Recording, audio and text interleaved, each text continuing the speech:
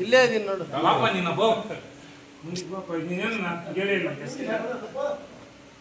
చెప్పే ఉండలేదు కంప్లైంట్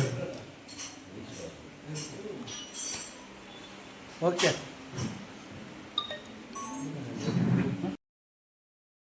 ಎಲ್ಲರಿಗೂ ನಮಸ್ಕಾರ.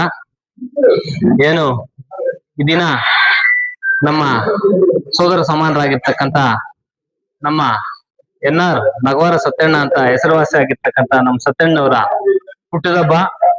ನನಗೇನು ಇದೇನು ಹೊಸದೇನಲ್ಲ, ಪ್ರತಿ ವರ್ಷ ಕೂಡ ನಾನು ಮಾಡ್ತಕ್ಕಂಥ ಒಂದು ಪ್ರೊಸೀಜರ್ ಇದು. ಯಾಕಂದ್ರೆ ನಮ್ಮ ಮನೆ ಪಕ್ಕದಲ್ಲಿ ಇರ್ತಕ್ಕಂಥದ್ರಿಂದ ಪ್ರತಿ ವರ್ಷನೂ ಕಂಪಲ್ಸರಿ, ಹೋದ ವರ್ಷ ನನ್ನ ಫೋನ್ ಎತ್ತಿರ್ಲಿಲ್ಲ, ನಾನು ಸಿಗ್ಲಿಲ್ಲ.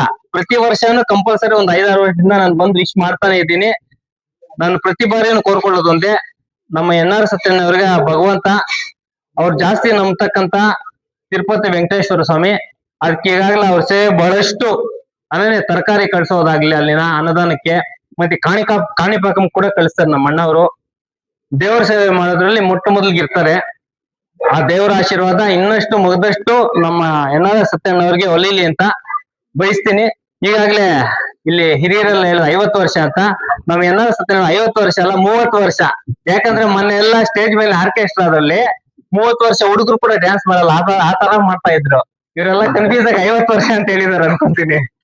30 ವರ್ಷ ತರ ನಮ್ಮ ಎನ್ಆರ್ ಸತ್ಯಣ್ಣ ಬರ್ತಾ ಬರ್ತಾ ಜನರೊಳಗಡೆ ಯಾವ ರೀತಿ ಹೋಗ್ತಾ ಇದಾರೆ ಅಂದ್ರೆ, ಅವ್ರಿಗೆ ಯಾವ ರೀತಿ ಬೇಕು, ಚಿಕ್ಕ ಮಕ್ಳ ಹತ್ರ ಹೋದ್ರೆ ಚಿಕ್ಕ ಮಕ್ಳ ತರ ಆಗ್ತಾ ಇದಾರೆ, ದೊಡ್ಡವ್ರ ಜೊತೆ ಹೋದ್ರೆ ದೊಡ್ಡವ್ರ ತರ ಇದಾರೆ, ಗಾಂಭೀರ್ಯತೆ ನೋಡ್ತಾ ಇದಾರೆ ಅಂತ ವ್ಯಕ್ತಿನ ನಾವೆಲ್ಲ ಕೂಡ ನಮ್ಮ ಮನೆ ಪಕ್ಕದಲ್ಲಿ ಇದಾರೆ. ನಾವು ದಿನ ನೋಡ್ತೀವಿ ಅಂದ್ರೆ ಬಹಳಷ್ಟು ನಮ್ಗೆ ಒಂದು ಪ್ರೌಡ್ ಆಗಿ ಫೀಲ್ ಆಗ್ತೀವಿ.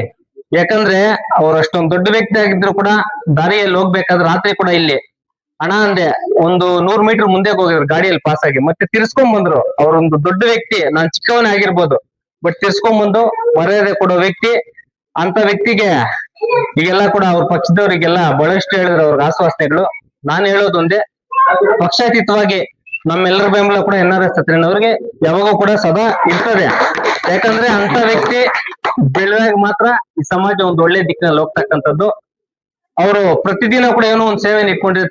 ತಿಂಗಳು ತೆಂಗಿನ ಮರಗಳನ್ನ ಕೊಡ್ತಕ್ಕಂಥದ್ದು. ಈಗಾಗಲೇ ಸುಮಾರು ಎಷ್ಟು ಸಾವಿರ ಕೊಟ್ಟಿದ್ದಾರೆ ತೆಂಗಿನ 25,000 ತೆಂಗಿನ ಮರಗಳನ್ನ ಕೊಟ್ಟಿದ್ದಾರೆ.